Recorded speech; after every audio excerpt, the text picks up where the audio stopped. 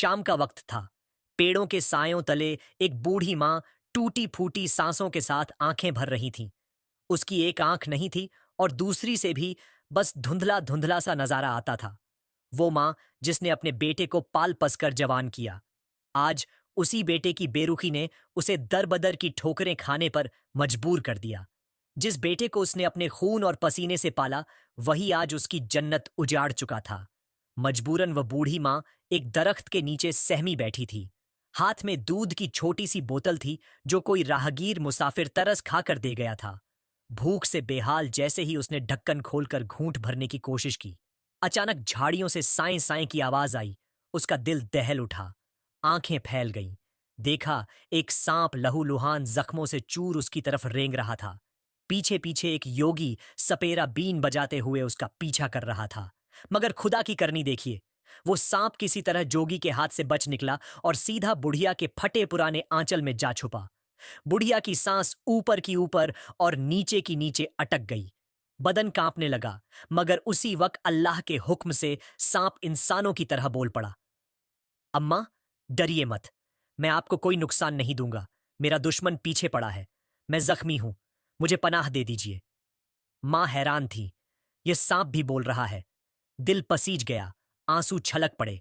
कांपते हाथों से उसने अपने फटे पुराने दुपट्टे में उसे छुपा लिया। इतने में योगी पास आया और बोला, ए बुढ़िया, यहां से कोई सांप गुजरा है? मां कांपती आवाज में बोली, नहीं बेटा, मैंने किसी सांप को नहीं देखा। जोगी दूसरे रास्ते मुड़ गया।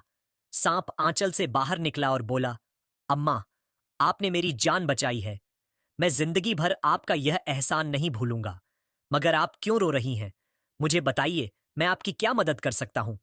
यह सुनते ही बुढ़िया की आंखों से अश्कों का दरिया बह निकला। उसने दर्द भरी आवाज में कहा, बेटा, अगर सुनना चाहते हो तो दिल मजबूत कर लो। मेरी कहानी बहुत दर्दनाक है। उसने कांपते लफ्जों में अपना गम बयान करना शुरू किया। मेरे पेट में बच्चा था कि मेरा शौहर इस दुनिया से चला गया। ससुराल वालों ने धक्के मारकर मुझे घर से निकाल दिया कि कहीं हिस्से में से उनका माल न बट जाए। तन्हाई और मजबूरी में मैं दर बदर भटकती रही। फिर गांव के एक रईस ने रहम खाकर मुझे अपने घर काम पर रख लिया और सर छुपाने को मिट्टी का एक छोटा सा मकान दे दिया। दिन गुजरते गए और मेरा हमाल बढ़ाता गया और फिर एक रोज अल्लाह ने मुझे बेटे जैसी औलाद से नवाजा। वो मेरा दिल का टुकड़ा, मेरी आंख का तारा था। उसी के सहारे मैं दोबारा जी उठी थी। मगर तकदीर का फैसला कुछ और था। एक रोज मैं अपने नन्हे बेटे के साथ काम से लौट रही थी कि अचानक तूफानी आंधी चली और एक पेड़ मेरे लाल पर गिर पड़ा। उसकी मासूम आंख बर्बाद हो गई। उस वक्त मेरा कलेजा चीर गया। मैं सोचने लगी, जब मेरा बेटा बड़ा होगा तो लोग उसे कान्हा कहकर ताना देंगे। मैं यह जल्लत बर्दाश्त नहीं कर सकती। मेरी ख्वाहिश थी कि मेरा बेटा पढ़ लिख कर अफसर बने। मैं दौड़कर उसे डॉक्टर के पास ले गई। चेकअप के बाद डॉक्टर ने कहा, आंख की रोशनी हमेशा के लिए जा चुकी है, मगर अगर पैसे हो तो नई आंख लग सकती है। मैंने कांपते होठों से कहा, डॉक्टर साहब, मेरे पास दो आंखें हैं। एक निकालकर मेरे बेटे को लगा दीजिए। मैं अंधेरी जिंदगी गुजार लूंगी, मगर अपने बेटे को एक आंख वाला देख नहीं सकती। डॉक्टर साहब ने मेरी आंखों में झांक कर कहा, अम्मी जान, आप पहले ही बहुत कमजोर हैं। एक आंख निकालना आपके लिए जानलेवा साबित हो सकता है। लेकिन मां का दिल किसी तर्क को कहां मानता है। मैंने जिद की, गिड़गिड़ाई, रो रो कर कहा, डॉक्टर साहब, मेरी जान ले लीजिए, लेकिन मेरे बेटे की आंख लौटा दीजिए। मेरी दो आंखें हैं, एक निकालकर मेरे बेटे को लगा दीजिए। मैं अंधेरी दुनिया में जी लूंगी, लेकिन मेरा लाल अधूरा ना रहे। आखिरकार डॉक्टर झुक गया। मेरी आंख निकाल दी गई और मेरे बेटे को नई रोशनी मिल गई। वह तंदुरुस्त हो गया, स्कूल जाने लगा। उसी स्कूल में मुझे भी झाड़ू पोछे का काम मिल गया। मैं दूर से उसे देख लेती तो दिल को ठंडक पहुंचती। लेकिन अफसोस, मेरा बेटा मुझे एक आंख से महरूम देखकर मुझसे नफरत करने लगा। छोटा था, मगर दिल में अजीब सी सख्ती भर चुकी थी। वह स्कूल में मुझे अपनी मां तक मानने से इनकार करता। वह कहता, जिस दिन तूने मेरे दोस्तों के सामने कह दिया कि तू मेरी मां है, उस दिन तू मेरा मरा हुआ मुंह देखेगी। यह सुनकर मेरा दिल चाक हो गया, मगर मैं खामोश रही। जैसे जैसे वह बड़ा होता गया, उसकी नफरत बढ़ती चली गई। कभी मेरे पास बैठकर खाना नहीं खाता था। कहता था, मां, तुम्हें देखकर मुझे घृणा आती है।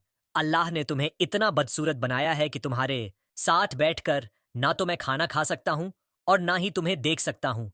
मैं रोते हुए कहती, बेटा 2 निवाले मेरे साथ खा लिया कर, मेरे कलेजे को ठंडक मिल जाएगी। लेकिन अगर मैं पास बैठ जाती तो वह गुस्से में खाना फेंक देता। मेरा दिल हर लम्हा चाहता था कि उसे सीने से लगा लूं, उसकी थकन अपने आंचल में समेट लूं। लेकिन बेटे की नफरत के सामने मेरी मोहब्बत हार जाती। अब मेरा बेटा जवानी की दहलीज पर पहुंच चुका था। बिगड़े दोस्तों की सोबत ने उसे आवारा बना दिया। सिगरेट, नशा, बुरे काम सब में पड़ चुका था। एक दिन मुझे तेज बुखार चढ़ा। मैं काम पर नहीं जा सकी और घर पर लेट गई। दिल में एक ही तमन्ना थी, काश मेरा बेटा आए और मुझे दवा ला दे। लेकिन बेटा उस रात घर ना आया, ना अगली सुबह ना अगले दिन। दिल की तड़प बेकरार हो गई। मैं चादर ओढ़कर बाहर निकली। उसके दोस्तों से पूछा, बेटा कहीं मेरा दानिश नजर आया? कल से घर नहीं लौटा। उन्होंने हंसकर ताना मारा, अम्मा आप सच में उसकी मां हैं। वो तो कहता है आपसे उसका कोई ताल्लुक नहीं। मेरे सीने पर जैसे पहाड़ टूट पड़ा, मगर मैंने सब्र किया। शाम ढली तो बेटा आया, मगर रहमत नहीं। कहर बनकर हाथ में डंडा उठाया और बुखार से कांपती मां को इस तरह पीटा कि जिस्म पर छाले उभर आए। मैं रोते हुए गिर पड़ी और बस इतना कहा, बेटा मेरी गलती क्या है, मेरा कसूर क्या है? वो गुर्राया, क्यों गई थी तू मेरे दोस्तों के पास? उन्होंने मेरा मजाक उड़ाया। अब सब मुझे का बेटा कहते हैं। तूने मेरी 2 टके की इज्जत भी मिट्टी में मिला दी। ना तू मरती है ना मेरा पीछा छोड़ती है। अच्छा है, मैं ही यह घर छोड़ दूं। मैं उसके पांवों में गिर गई। बेटा मत जा, तू चला गया तो मैं जीते जी मर जाऊंगी। मैं कसम खाती हूं, अब कभी किसी को नहीं बताऊंगी कि तू मेरा बेटा है। बस तू मेरी नजरों के सामने रह, मैं तुझे देखकर ही जी लूंगी। उसके बाद उसका चलन यह हो गया, वह कई कई दिनों तक गायब रहने लगा। कभी 5 दिन, कभी 10 दिन, कभी महीनों बाद घर आता। मैंने दिल में अरमान सजाया था, चलो इसके निकाह से शायद सब कुछ बदल जाए। बहू आएगी तो घर रोशन हो जाएगा, शायद बेटे का दिल भी पिघल जाए। मगर अल्लाह को कुछ और ही मंजूर था। पूरा महीना गुजर गया। फिर जब मेरा बेटा घर आया तो अकेला नहीं था, उसके साथ एक दुल्हन थी और उसे देखकर मेरी आंखें हक्का बक्का रह गईं। क्या देख रही हो मां, इतनी आंखें फाड़कर? बेटे ने हंसते हुए कहा। मैं सन्न रह गई। उसने कहा, यह मेरी बीवी है, मैंने शादी कर ली। मेरा दिल बैठ गया। कितने सपने देखे थे मैंने बेटे की शादी के, पर उसने ना मुझसे पूछा ना बताया। खैर, सोचा कोई बात नहीं, अब मेरा बेटा मेरे पास तो रहेगा। लेकिन मुझे कहां पता था कि आने वाली बहू बेटे से भी ज्यादा निर्दयी होगी। पहली ही नजर में घूर कर अपने कमरे में चली गई। मैं चुपचाप उनकी सेवा में लग गई। बेटा दफ्तर जाता तो बहू हुक्म चलाती, पांव दबाओ, तेल लगाओ, चाय बनाओ, खाना लाओ, थकी हड्डियों के साथ सब करती रही। पर बहू फिर भी कभी खुश ना होती। कभी बेटा और बहू बाहर घूमकर खाते पीते लौट आते और मैं भूखी सो जाती। सब्र मेरा साथी बन गया।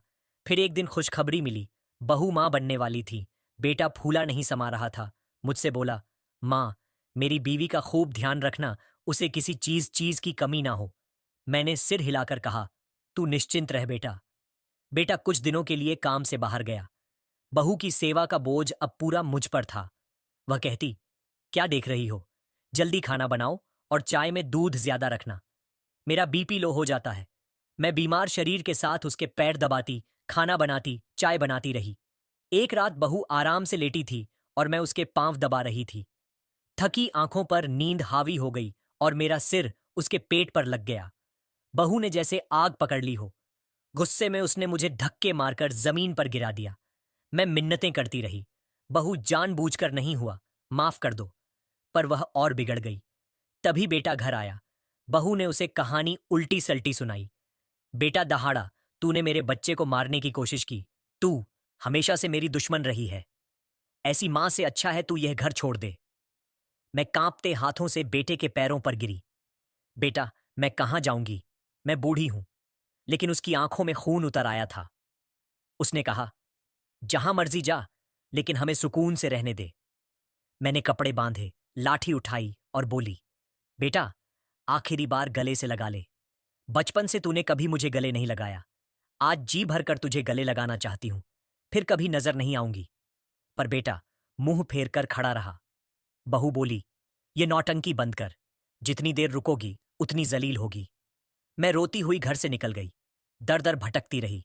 कोई खाने को रोटी तक ना देता। आखिर थक कर एक पेड़ के नीचे बैठ गई। उसी वक्त एक मुसाफिर ने मुझे दूध की बोतल पकड़ा दी और चला गया। बोतल हाथ में थी, पर मेरा दिल वहीं अटका था। न जाने बेटे ने खाना खाया होगा या नहीं, बहू ने उसे रोटी दी होगी या नहीं, बहू ने उसे रोटी दी होगी या नहीं। मैंने दूध को मुंह ना लगाया, तभी झाड़ियों से एक भूखा सांप निकला। मैं भी चौकी पर डर से ज्यादा दया आई। मैंने दूध प्याले में डालकर उसके सामने रख दिया। सांप ने दूध घटाघट पिया और बोला, मां जी, आज से मैं आपका बेटा हूं। इस दूध का कर्ज जरूर चुकाऊंगा। मेरी आंखों से आंसू बह निकले। दिल का बोझ कुछ हल्का हुआ। सुबह जब नींद खुली तो सामने एक नई मिट्टी की कोठड़ी खड़ी थी। दीवारों से ताजा मिट्टी की खुशबू, चारपाई पर साफ बिस्तर। मैं हैरान थी। कल तक तो पेड़ के नीचे थी। दोस्तों, आगे की कहानी पूरा देखिए, लेकिन अभी तक आपने हमारे चैनल को सब्सक्राइब नहीं किया हो तो चैनल को सब्सक्राइब जरूर करें। इतने में एक खूबसूरत नौजवान सामने आया। आंखों में चमक, चेहरे पर मासूमियत। वह मेरे पैरों में बैठ गया और बोला, मां जी, अब यह झोपड़ी आपकी है। अब आपका कोई दुख नहीं रहेगा। मैं कांपते हाथों से उसका सिर सहलाने लगी। बेटा, तू कौन है? वो मुस्कुराया और बोला, मां जी, मैं वही हूं जिसे आपने उस रात दूध पिलाया था। दिन में आपका बेटा बनकर रहूंगा और रात को वही सांप बन जाऊंगा जिससे लोग डरते हैं। आपका बेटा आपको छोड़ गया, पर मैं आपके लिए सब कुर्बान कर दूंगा। बुढ़िया की आंखों से आंसू बह निकले। उसके अकेलेपन में अब सुकून उतरने लगा। दिन में वह नौजवान उसके लिए जंगल से शहद, दूध, फल, लकड़ियां उलाता, दवा देता, खाना पकाता, पांव दबाकर सुलाता। गांव वालों को कुछ पता ना था कि यह युवक कौन है। रात ढलते ही वह गायब हो जाता और बुढ़िया देखती। झोपड़ी के बाहर वही सांप फन फैलाए लाल आंखों में आग लिए पहरा दे रहा है। वक्त गुजरता गया। बुढ़िया को लगने लगा जैसे उसे असली बेटा मिल गया हो, खून का नहीं, वफा का। लेकिन सांप का दिल अब भी जल रहा था। उसने बुढ़िया से कहा, मां जी, जिस दिन आपकी बहू का बच्चा पैदा होगा उसी दिन मैं अपना पहला वार करूंगा। उनके सुकून को छीनूंगा। बुढ़िया कांप गई। बेटा, दुख देना पर जान मत लेना। वो मेरा खून है। सांप मुस्कुराया, मैं जान नहीं लूंगा, मगर वही दर्द दूंगा जो आपने सहा। कुछ ही दिनों बाद बुढ़िया का बेटा और बहू एक बच्चे के माता पिता बने। घर में खुशियां छा गईं, मगर जंगल की झोपड़ी में नौजवान की आंखों में साए गहरे हो गए। उस रात वह झोपड़ी से निकला। पलक झपकते उसका रूप बदल गया। फन उठाए चमकती आंखों वाला भयानक सांप। वह गांव पहुंचा। बहू और बेटे के घर में खिड़की से घुसा और पालने तक पहुंचा। बच्चे के गाल से उसकी ठंडी जीभ लगी। बच्चा हंस पड़ा। सांप ने उसे धीरे से अपनी गिरफ्त में लिया और अंधेरे में गायब हो गया। जब बहू जागी तो पालना खाली था। उसकी चीख ने पूरा गांव हिला दिया। मेरा बच्चा, मेरा लाल कहाँ गया? गांव वाले इकट्ठा हुए। सब अटकलें लगाने लगे। ये जिन्न का काम है, ये बद्दुआ लगी है। पर हकीकत कोई नहीं जानता था। बच्चा जंगल की झोपड़ी में बुढ़िया की गोद में हंस रहा था। नौजवान मुस्कुरा रहा था। मां जी, यह अब आपका है। यह आपके दिल का सुकून है, और यह तो बस शुरुआत है। बुढ़िया रो पड़ी। बेटा, रहम कर। नौजवान की आंखें लाल चमक उठीं। रहम वहां होता है जहां दिल हो। उनके दिल में रहम नहीं था। अब मैं उनके दिल का सुकून छीनकर तेरे दूध का कर्ज चुकाऊंगा। वक्त बीता। बहू ने दूसरा बेटा जना। घर में फिर से खुशियां लौटी, मगर डर अब भी बाकी था। उस रात पहरेदार तैनात थे। बेटा चौकस था, मगर कोई रोक ना सका। झोपड़ी में बुढ़िया फिर अपने नए पोते को गोद में लिए बैठी थी और नौजवान बोला, मां जी, अब दूसरा वार होगा। बुढ़िया के कांपते हाथ उठे। बस जान ना लेना। वो मुस्कुराया, मैं जान नहीं लूंगा, पर उनका गुरूर जरूर तोड़ूंगा। पल भर में वह गायब हो गया। जंगल से निकलते ही उसका असली रूप सामने था। फन फैलाए, आंखों में शोले और जड़ से भरा इरादा। सुर्ख आंखें अंगारों की तरह ढक रही थीं। जी, जिस्म पर जहर की लकीरें चमक रही थीं। वो रेंगता हुआ सीधा बेटे के घर पहुंचा। ना आवाज, ना आहट। खिड़की से भीतर दाखिल हुआ तो बच्चे का रोना अचानक थम गया। बहू करवट बदलकर सोई रही, मगर कुछ समझ ना पाई। सांप पालने तक पहुंचा। ठंडी जुबान बच्चे के गाल से लगी और बच्चे के होठों पर हंसी खिल उठी, जैसे वह उसका अपना हो। अगले ही पल फन उठाकर बच्चे को लपेटा और परछाई की तरह खिड़की से बाहर गायब हो गया। नींद खुली तो बहू ने पालना खाली पाया। उसकी चीख ने रात को चीर दिया। शौहर दौड़ता आया। दोनों पागलों की तरह बच्चे को ढूंढने लगे। गांव वाले जमा हुए। कोई बोला जिन ले गया, कोई बोला बद्दुआ लगी, लेकिन हकीकत कोई ना जान सका। उधर जंगल की झोपड़ी में बच्चा बुढ़िया की गोद में हंस रहा था। उसकी आंखों से आंसू झर रहे थे। नौजवान सामने खड़ा था, चेहरा सुकून से भरा मगर आंखों में सख्ती। वो बोला, माँ जी, दूसरा वार पूरा हुआ, अभी 3 बाकी हैं। बुढ़िया कांप उठी। बेटा, जान मत लेना। नौजवान की आवाज गहरी हो गई। मैं खून नहीं बहाऊंगा, मगर उनका सुकून जरूर छीनूंगा। आपके दूध का कर्ज ऐसे ही उतर सकता है। उस रात से जैसे खौफ ने गांव को घेर लिया। बहू हर बार मां बनती, मगर हर बच्चा उसी तरह गायब हो जाता। 5 बच्चे रात दर रात छिन गए। पहरेदार ना काम आए, ना ताले, ना दुआएं, बस वही अंधेरा, वही सरसराहट, वही खौफनाक वार। अब बहू का सब्र टूट चुका था। कभी हंसती, कभी जमीन पर गिरकर चीखती। लोग उसे पागल कहने लगे। शौहर का गुरूर बिखर गया, मगर सच्चाई अब भी परछाइयों में दबी थी। इसी टूटन के बीच एक दिन गांव से गुजरते नूरानी बुजुर्ग ने बहू को जमीन पर रोते देखा। उन्होंने नरमी से पूछा, बेटी, क्यों रोती है? बहू उनके कदमों में गिर गई। बाबा जी, मेरे 5 बच्चे कहाँ हैं? जिंदा हैं या मर गए? बुजुर्ग ने उसका सिर सहलाया। तेरे बच्चे मरे नहीं बेटी, वह सब जिंदा हैं। उन्हें कोई जिन नहीं ले गया। हर बार एक सांप आया और तेरे बच्चों को जंगल की कुटिया में ले गया। वहां वह महफूज हैं। बहू का बदन कांप गया। लेकिन वो सांप मेरे बच्चों को क्यों ले गया? बुजुर्ग की आंखों में रहस्य था। यह तेरे अमल का बदला है। अब तेरा इम्तिहान बाकी है। रास्ता जंगल की तरफ है, वहीं सच तेरा इंतजार कर रहा है। बहू चीखी, मुझे मेरे बच्चे चाहिए, चाहे मेरी जान भी क्यों ना जाए। बुजुर्ग धीमे लहजे में बोले, मैं तुम्हें राह दिखाऊंगा, मगर सामना तुम्हें खुद करना होगा। बुजुर्ग आगे आगे, बहू और उसका शौहर पीछे पीछे। रास्ता लंबा और खौफनाक, कांटों से भरा, सुनसान, सन्नाटे से लिपटा। बहू शौहर का हाथ पकड़ रोती रही, मुझे डर लग रहा है, हमें अकेला मत छोड़ना। कुछ दूर जाने के बाद अचानक दूर से हल्की झोपड़ी झलकने लगी। बहू की सांसें तेज हो गईं। वो देखो, झोपड़ी, यकीनन मेरे बच्चे वहीं हैं। दोनों उस झोपड़ी की तरफ भागे। जंगल के बीच एक मिट्टी की झोपड़ी खड़ी थी, जिसके अंदर से उजाला छन छन कर बाहर आ रहा था। बहू की आंखों से आंसू बह निकले। हाँ, यही जगह है, मेरे बच्चे यहीं हैं। लेकिन जैसे ही वह दरवाजे के करीब पहुंचे, जमीन कांप उठी। एक खौफनाक फुफकार ने फिजा को चीर दिया। झोपड़ी के सामने वहीं लंबा जहरीला सांप खड़ा था। उसकी सुर्ख आंखें अंगारों की तरह जल रही थीं। फन आसमान तक उठ चुका था। बहू ने कांपते हुए शौहर का हाथ पकड़ा।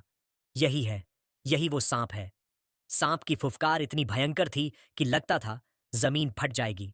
जब दोनों झोपड़ी की तरफ बढ़े तो वह रास्ता रोक कर खड़ा हो गया। शौहर सहम कर पीछे हट गया, मगर बहू चीखते हुए आगे बढ़ी। हट जा, मेरे बच्चों को मुझे दे दे। सांप ने जमीन पर जोर से फन पटका। इतनी आसानी से सोचा था कि एक मां से छीना गया हिसाब ऐसे ही चुका दिया जाएगा। बहू कांपते हुए जमीन पर गिर गई, हाथ जोड़कर रोने लगी। हमसे गलती हुई, हमें माफ कर दो। सांप की सुर्ख आंखों में जहर चमका और वह बोला, जब तुमने एक मां से उसका बेटा छीना था, तब तुम्हें दर्द ना हुआ। आज तुम्हारा दर्द तो शुरुआत है, असली हिसाब अभी बाकी है। बहू ने कांपते दिल से झांक कर झोपड़ी के भीतर देखा। अंदर बुढ़िया बच्चों को सीने से लगाए खेल रही थी। उसकी आंखों में सुकून था, मगर बहू के लिए वो मंजर कैद जैसा था। वो चीख उठी, अम्मा, मेरे बच्चे। बुढ़िया का दिल पिघल गया, मगर उसने बच्चों को और कसकर सीने से लगा लिया। सांप ने अपना फन दरवाजे पर फैलाकर कहा, अभी तुम्हें अंदर जाने की इजाजत नहीं। तुम्हारे कर्मों का हिसाब पूरा होना बाकी है। ये बच्चे उस मां का सुकून है जिसे तुमने रुलाया था। तुम्हें अभी और तड़पना है। शौहर खामोश खड़ा रहा, आंखें झुकी हुईं। तभी सांप की आवाज गूंजी, जानते हो तुम्हारी मां एक आंख से क्यों अंधी है? यह सब तुम्हारी वजह से है। बेटा हक्का बक्का रह गया। सांप बोला, बचपन में जब हादसे में तुम्हारी आंख चली गई थी, लोग तुम्हें माजूर कहते। तुम्हारी मां से यह ताने बर्दाश्त ना हुए, उसने अपनी एक आंख डॉक्टर को दे दी ताकि तुम्हें रोशनी मिल सके। खुद अंधेरे में जीने लगी, पर तेरे लिए कुर्बान हो गई। शौहर जमीन पर गिर पड़ा, चीखने लगा। सांप की आवाज और सख्त हो गई। हाँ, वही माँ जिसे तूने दुत्कारा जलील किया, भूखा रखा। उसी माँ ने तुझे रोशनी दी और तूने बदले में उसका दिल तोड़ दिया। अब तू कहता है कि तुझे दर्द है। नहीं, अभी असली दर्द बाकी है। तुम्हारे बच्चों की तड़प उसी का हिस्सा है। शौहर रोते हुए चिल्लाया। माँ, मुझे माफ कर दे। सांप गरज कर बोला। माँ ने तो दिल में माफ कर दिया, मगर इंसाफ अभी बाकी है। तुम्हारे हर जख्म उसी दर्द का हिस्सा होंगे जो उस माँ ने झेले। बहू और शौहर दरवाजे के बाहर बैठ गए। आंसू सूख चुके थे, मगर दिल लहूलुहान था। तभी शौहर ने पागलों की तरह चीखते हुए कहा, माँ, तूने मुझे अपनी आंख देकर रोशनी दी थी। आज मैं वही आंख निकालकर तुझे वापस दे दूंगा। अगर दरवाजा ना खोला तो मैं इसे पत्थर पर फोड़ दूंगा। यह सुनकर झोपड़ी के अंदर बैठी बुढ़िया का कलेजा हिल गया। उसके हाथ से बच्चों के खिलौने गिर गए। आंसू बहे और कांपती आवाज में बोली, नहीं बेटा, ऐसा मत करना, मेरा दिल फट जाएगा। मगर शौहर पत्थर उठाकर सचमुच अपनी आंख के करीब ले गया। बहू सिसकते हुए गिड़गिड़ाई। बहू सिसकते हुए गिड़गिड़ाई, माँ जी, दरवाजा खोल दो। हम कसम खाते हैं, अब कभी आपका दिल नहीं तोड़ेंगे। आपके कदमों में ही जिंदगी गुजारेंगे। बुढ़िया कांपते हाथों से उठी। दरवाजे पर रखा सांप अभी भी फन उठाया था। उसने बुढ़िया की तरफ देखा। बुढ़िया ने धीरे से कहा, बेटा, अब इनका इम्तिहान पूरा हो गया, बदला यहीं खत्म कर दो। सांप की आंखों में पहली बार नमी झलक पड़ी। उसने आहिस्ता आहिस्ता फन नीचे किया और दरवाजे से हट गया। अंदर से बच्चों की खिलखिलाहट गूंजने लगी। बहू पागलों की तरह दरवाजे की तरफ भागी। शौहर कांपते कदमों से उसके पीछे। दरवाजा खुला। पांचों बच्चे बाहर दौड़े और मां से लिपट गए। बहू चीखते हुए उन्हें सीने से लगाए रोती रही। शौहर ने सबको गले लगाया और धरती पर गिरकर फूट फूट कर रोने लगा। बुढ़िया पास खड़ी थी। उसकी आंखों से आंसू बह रहे थे। कांपते हाथों से बेटे को उठाया और सीने से लगा लिया। बरसों बाद आज मेरा दिल हल्का हुआ। अब मुझे सुकून है। शौहर फूट फूट कर बोला, मां, मैंने तुझसे जिंदगी भर गलतियां की, मगर अब वादा करता हूं, आखिरी सांस तक तेरे कदमों में रहूंगा।